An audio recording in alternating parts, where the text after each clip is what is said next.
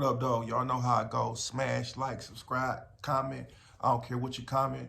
As long as you comment, it's all good. As long as you're invoking thought, I appreciate you all. I appreciate everybody with the positive feedback. One of the brothers said, I'm going to shout you out to him, write your name down, and I'm going to put you in the next video. You know, the brother said, forget what the haters say. It's more positive than it is negative. Keep doing what you're doing. Keep dropping information. Keep scaring brothers not to go to prison. My bad, it's a little hazy in here. You know me. I just do what I do while I do what I do. But nevertheless, though, I appreciate everybody. Thank you for the positive feedback and support, man. I can't say it enough. Let me get right into it. The question is, do I have any regrets for anything that I've done in prison? Yes, I do. No regrets about defending myself. But I'm one of them type of people that whatever environment I go to, I blend right in with whoever in that environment. And sometimes when people tell me the rules and regulations, I take it too literally. I don't never let up on it. I take it literally. So that caused me to do a lot more extra time than I was supposed to do. I came down with 9 months left on 1 year, 1 to 4, and I ended up doing the whole 4 years and experiencing some stuff that, you know, your normal person wouldn't have to go through because of my own faults. So I wish I would have been a little bit more relaxed so I got home earlier, but I feel like if I never learned those lessons and seen the things that I've seen, then I wouldn't have came out here and did some of the stuff that I did the way I did it. So it's all a learning experience. It's all a lesson. Smart people learn from their mistakes. Even smarter people learn from other people's mistakes. So when you hear me up here telling my mistakes, telling you what I went through in life, then you should be like, you know what, I don't want to go through that same thing. Because I keep telling y'all, ain't no real money in prison. And it's a bunch of hard legs. There's no women there. And most of us men, what we want all day, every day, we want money, we want women. It's not in there. The only other thing like I really regret is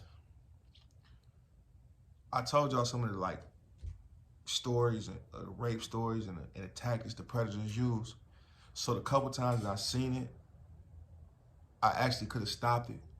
But when I talked to one of my brothers about it, who was there with me, and you know, hearing the situation while we cooking up, eating, we ain't going to chow, and we hearing what's going on, I had told him one day, like, hey, we gonna let him do that, and you know, he right next door, we can hear that stuff, bro. I'm trying to find every excuse to, like, you know, go over there and say something to him because I really felt like he was a punk and they was punks.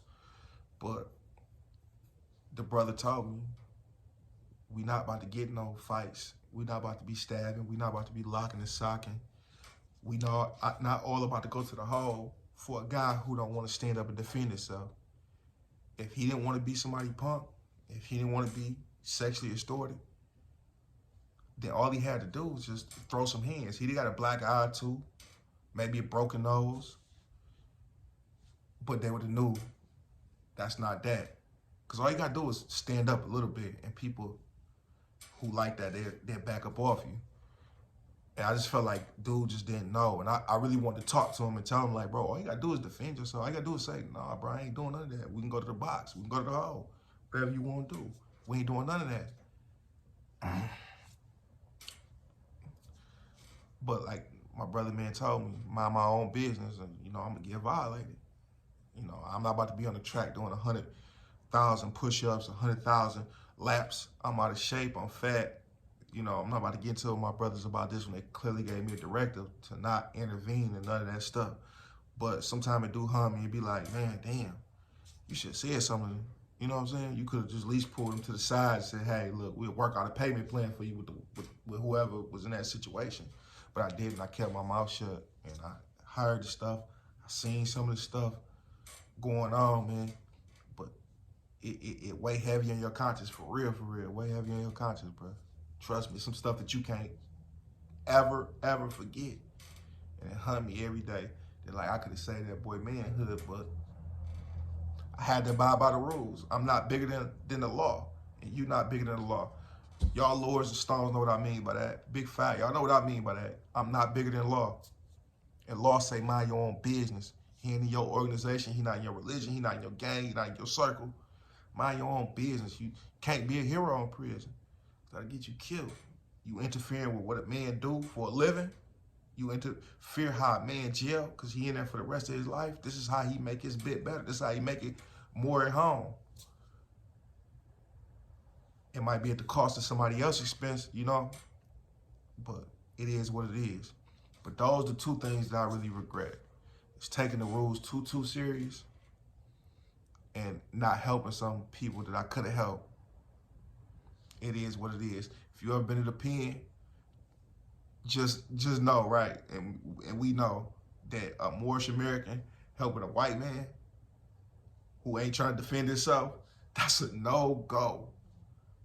Let alone, just even if he was trying to defend himself, him being a Caucasian man in the penitentiary or European, what they like to call it. Y'all know that's a no-go. It is what it is, dog. It's Tales from the Dark Side, man. Horror Story Vinci. Peace and blessings to all y'all, man.